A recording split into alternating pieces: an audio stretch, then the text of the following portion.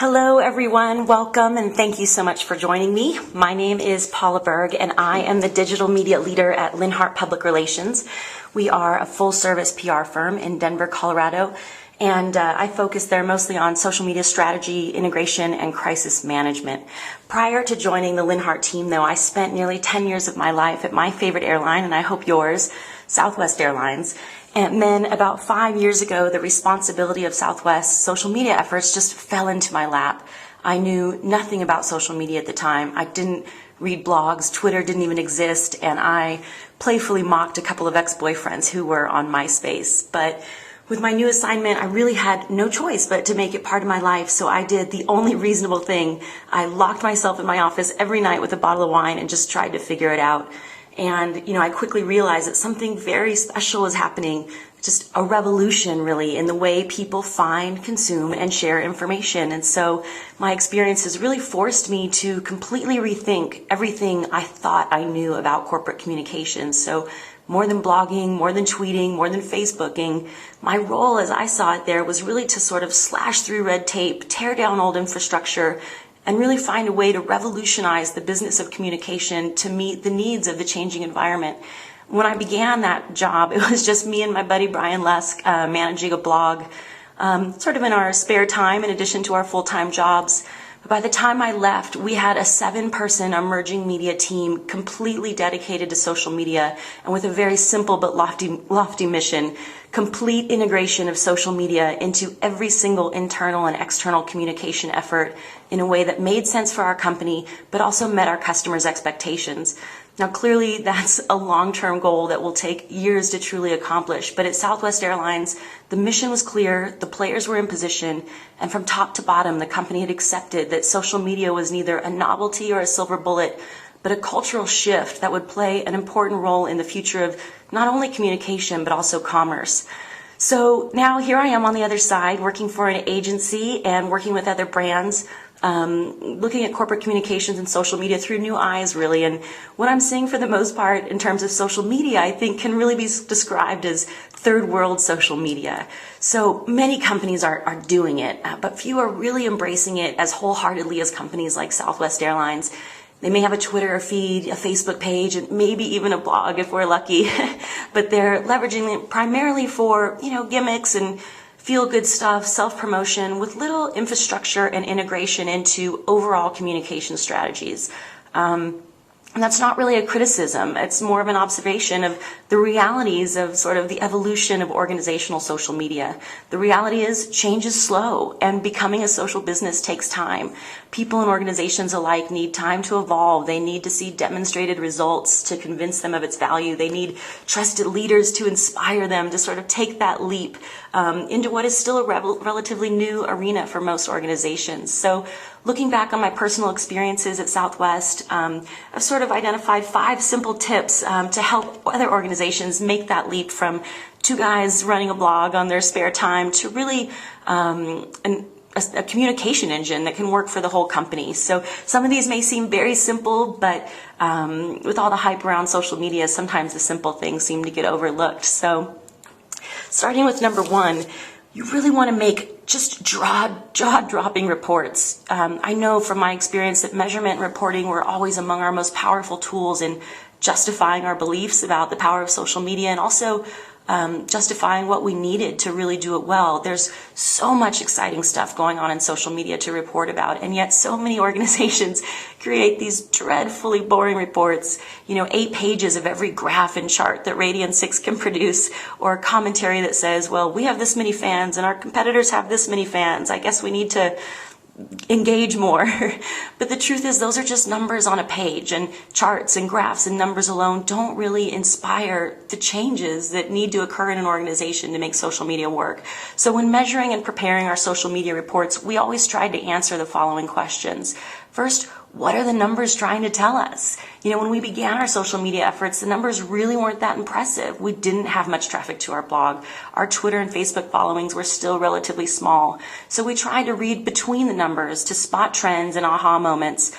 For us, reporting social media was sort of like reporting the weather. The question wasn't, what were the numbers today, but rather, what are they going to be tomorrow if we try these new things? Second question was, what are we trying to prove?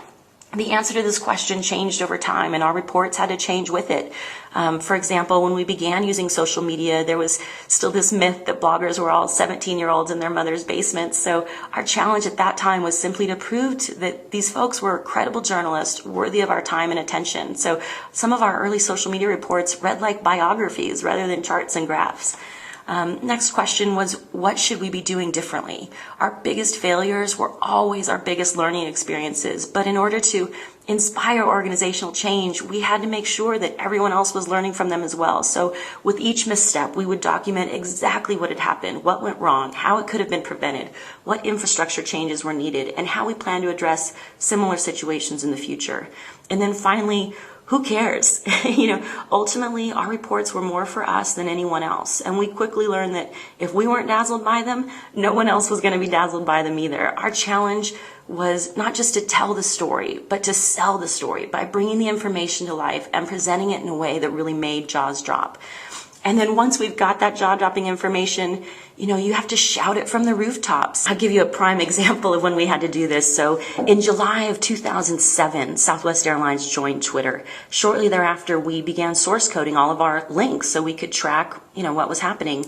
Then sometime in 2008, something really amazing happened. My colleague, Christy Day, who now leads Southwest social media efforts, she came into my office to tell me something. She said, "Sit down, you're not going to believe this." I said, "What?" She said, "This week, 7 people clicked from Twitter to Southwest Airlines and made a purchase." We went nuts. 7, that number sounded so amazing to us. I was spinning around in my chair. Christy was doing high kicks in the doorway. We were completely deflated, however, when one of our colleagues suggested that we not report our findings because the number, in her words, was so small.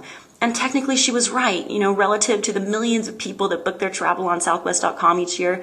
7 didn't sound that impressive, but where she saw something small, we saw something huge, and that was potential. This is a tool that 2 years earlier didn't even exist, and here we are generating revenue through it. So we continued to tell our story, making suggestions and requests in every meeting and to anyone who would listen. And less than a year later, Southwest launched a 48-hour fare sale using nothing more than social media and public relations to promote it. No paid advertising whatsoever. And we were shocked to find out that we achieved our top 2 sales and website traffic days in the airline's 38-year history. And if anyone thought that was an anomaly, 3 months later, they did it again. So that's what I mean when you say we've got to shout it from the rooftops. When you find that information, let everyone know. Sell your social media story to anyone who will listen. At every company luncheon, meeting, summit, or retreat, at every newsletter, magazine, and memo. Get people excited about it. Recognize who's supporting you, and then let others know how they can be a part of it. Next was really, you have to make your executives love it. And unless you work for Twitter or Facebook or Foursquare, it's sort of unfair to expect your CEO or leader to really get social media. Why should they? Even those of us who spend every waking hour thinking about it are still trying to figure it out. But as social media practitioners, it's really our responsibility to win their hearts and minds. Scare them if you have to, hypnotize them, bring in a third party to make your case. Whatever you have to do, do it to get them on board. And this is an example of a crisis situation that happened in the aviation industry. Many of you remember this, the Miracle on the Hudson. This is just a graph that I made that night, so my minutes are a little bit off, but you get the idea. So at 3:26, the incident occurs. Just 10 minutes later, a passenger on the rescue ferry twittered from his iPhone the first known photo of the incident. Within minutes of that, airliners.net had posted on it, Flyer Talk, Airline Pilot Central Forum, the Wall Street Journal blog had all posted about it. If you scroll down a little further, at 5 o'clock, you see U.S. Airways created its first Twitter account. So obviously, in the middle of a crisis, they realized that these tools were going to be essential in them distributing their messages. We sent this slide to our executives. No memo explaining what TwitPic was, no long drawn out pages of explanation, just this slide. And I think it really illustrated to our executives how important social media was going to be in a crisis. Number 4 is, get your house in order. The question of, amazingly, the question of who owns social media still rages on. Is it marketing? Is it PR? Is it human resources? Is it customer relations? And Certainly everyone has a stake in it, and they're all really intrinsically linked, but someone needs to drive the effort. And personally, I think we did our best social media work in the early days at Southwest Airlines.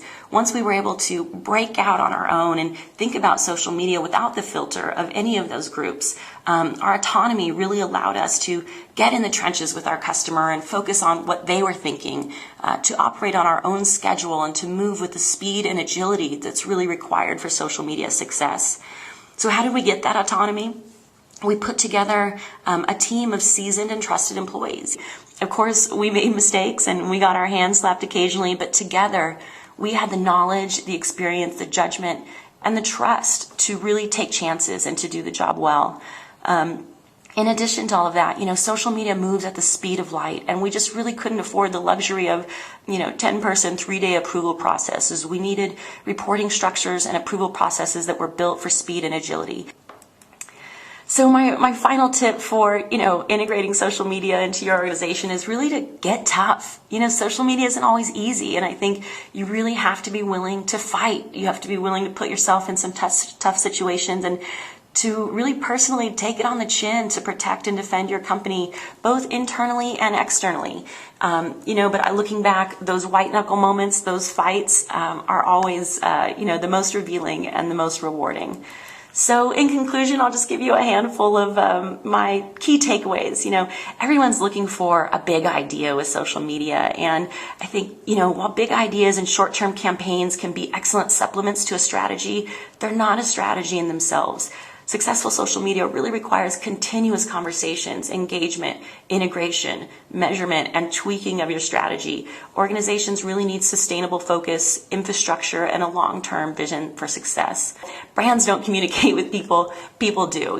I think the companies that really do the best in social media know their personality, the language, their voice, and they empower individuals to speak on their behalf. In addition to media, organizations really need to be communicating directly with their customers online. Next, it's not all about the numbers. If you want to get ahead of the game, you have to get ahead of the numbers. Listening and engaging in conversations is really the most valuable tool for identifying customer needs, patterns, and trends. The question is not how many fans do you have, but what are those fans that you do have telling you? What are you learning from them? And how are they shaping your efforts moving forward to really make you the best company that you can be? Next is that blogs aren't dead. There's been with the rise of Twitter and Facebook, I think blogs sometimes get overlooked, but where else can you tell your entire story without the rules and limitations of a third party? I'm just a firm believer in blogs, and I would cheer them on till my end days. It's all about search and streams and discovery right now. You really just need to be where your customers are and find ways to get into these permission-based streams and put yourself out there so you can be discovered. Number 7, that they're really, everyone talks about ROI. What's the ROI? And I'll just say, there's gold in those hills. It may not happen overnight, but when you just think about the sheer numbers of people online and the amount of time they're spending there are ways to monetize social media. Number 8, that measurement and reporting can be your keys to driving your organizational change. Don't just report on the numbers, sell them. Sell your story, tell it, bring it to life for people that don't necessarily live it every day and see it the way you do. And then, number 9, becoming a social business takes time. It can be really frustrating to, see things that you want to happen, to try to drive change and be waiting months and months. But the reality is, change is slow. So hang in there and fight. And then finally, social media is not a burden. It is a gift. Never before have we had the chance to speak so directly to our customers so freely and at virtually no cost.